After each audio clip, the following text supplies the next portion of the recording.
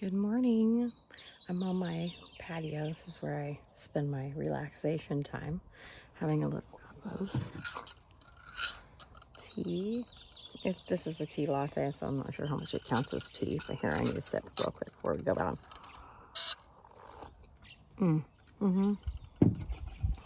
I'm super into the Earl Grey with some steamed milk and a little bit of almond syrup right now, and a little bit of honey.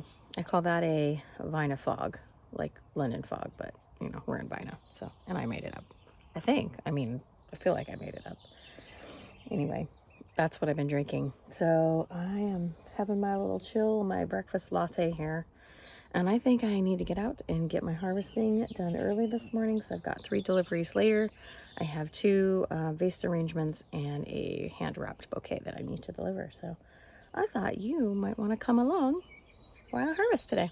So come along with me. Let's go. All right, first things first, we're going to add our very nice cold water. And then we'll add in my super cool fresh.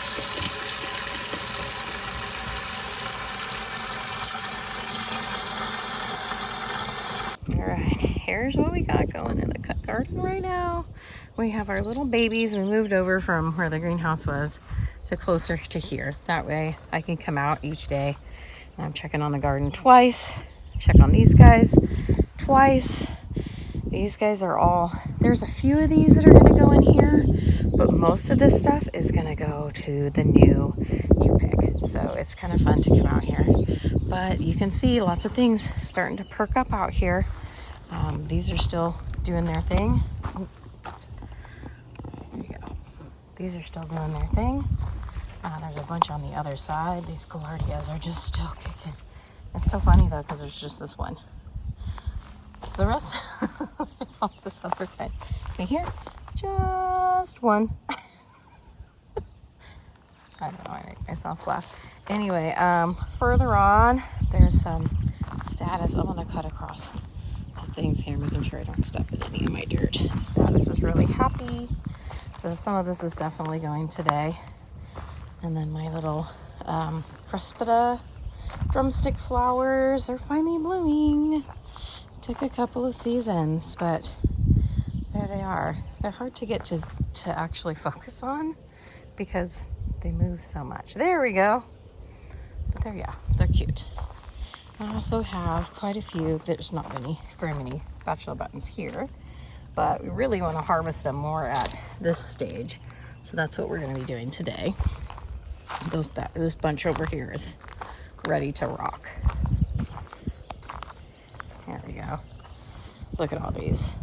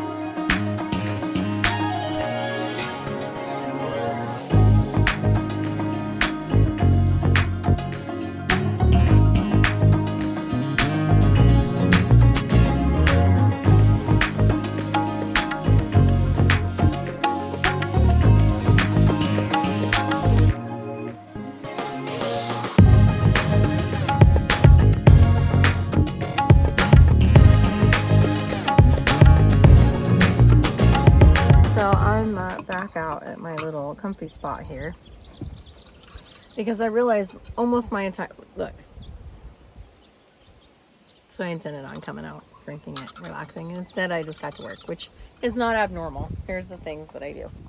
So I wanted to make a quick little video to show you the subscription bits, but just also to talk about something that's really big in the flower farmer world. So if you're interested really in becoming a flower farmer, it's something to think about. Something to think about is profitability, and it's not something that was discussed a ton, but I'm big on being open about it. I follow a lot of people who are, and I think it's really important to talk about what the bottom lines are. So when I started harvesting this morning, my first video started at 7:21. I'd already prepped probably 20 minutes before that, had to grab all my stuff, and I'm just sitting back down at 9:22. So that is 2 hours of just cutting the flower, cleaning the flower, and recording it. I guess so. That takes a little extra time. But it's not unusual, and that's 3 bouquets, so 2 large arrangements and 1 hand-tied arrangement. So the bottom line for that being, let's see, what is that? 80, 90, 105. So for $105, I've spent just this 2 hours already. Now it'll take me another, we'll see, but usually between 15 and 20 to 30 minutes to arrange another. It depends on how they come together. If they come together quickly. The larger arrangements take longer time, obviously, than the hand ties.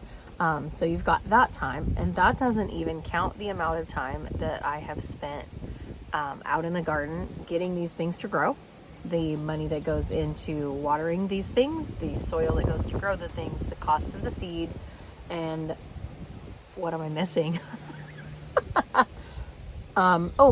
Delivery. So I'm going to deliver them. These are going between 30 and 45 minutes away.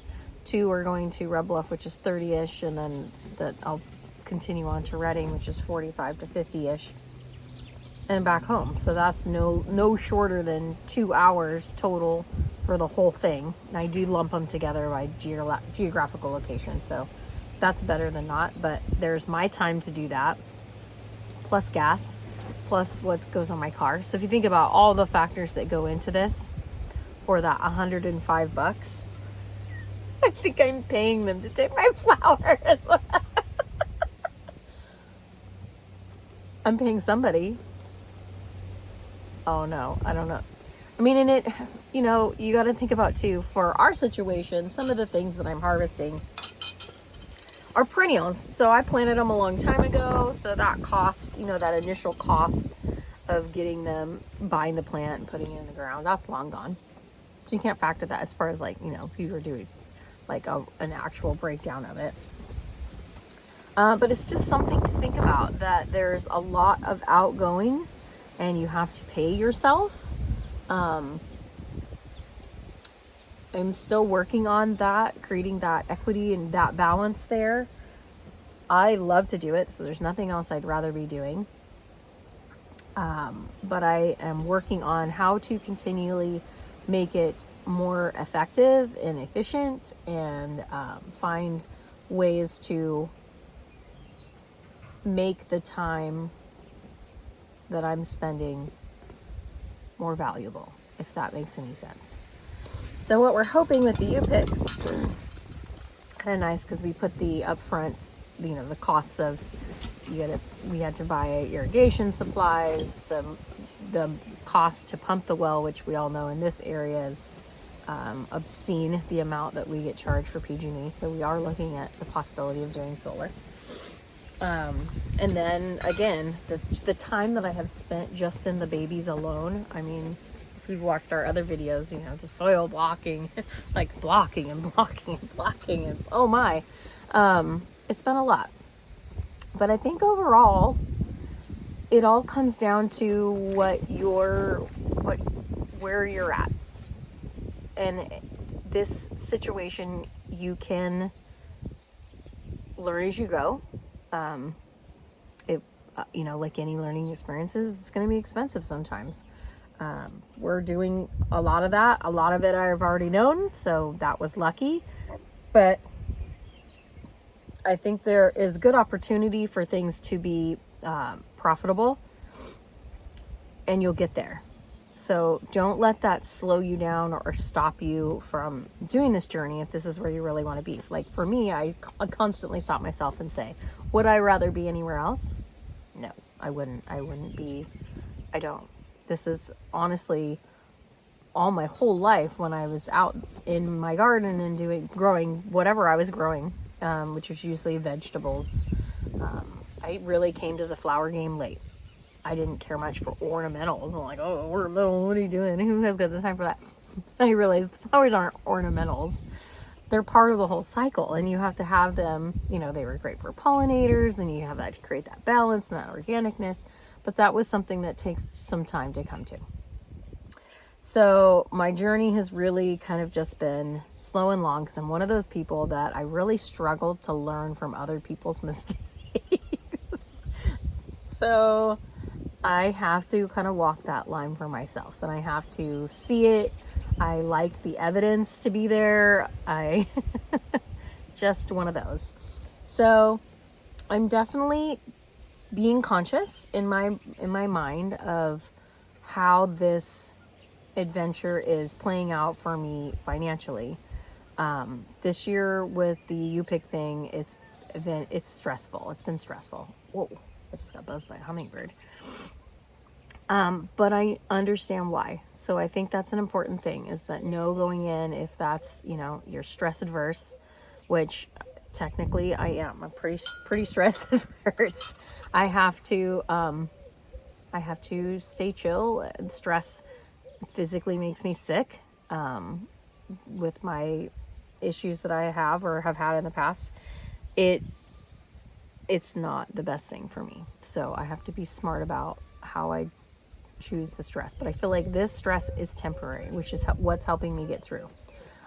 There's certain things that I can see in retrospect I should have done. And I think it's important to note those things. I think it's important to review backwards and say, okay, how did my choices affect the outcome? And then use that information to make better choices going forward, because that's all we really get.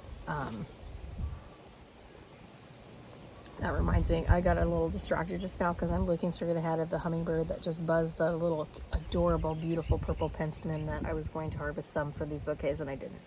Thanks for the reminder. Cute little thing. It flew away. I was gonna videotape it, but it flew away. I'll try to see if I can get some hummer videos. Anyway, tends to be a real hot spot for the hummers. Where I'm looking at, I've got just a tiny bit of the lawn, which is my sod experiment last June. And then the rest is plants and flowers beds. So they really love to come. Right over here is a big old pink geranium, which I'll show you.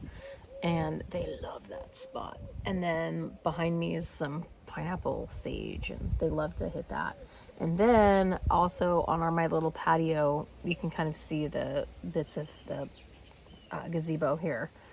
The same thing is right here for me, and I let the morning glories grow up that, and so then it starts to make that nice and shady, and those hummers love to come in, and we'll sit here in the mornings, on the weekends, or early mornings when it comes summertime, because it gets hot, and watch them buzz around, and it's like just our little slice of heaven. I don't know how I would put it. I think everybody has to find their place that gives them peace.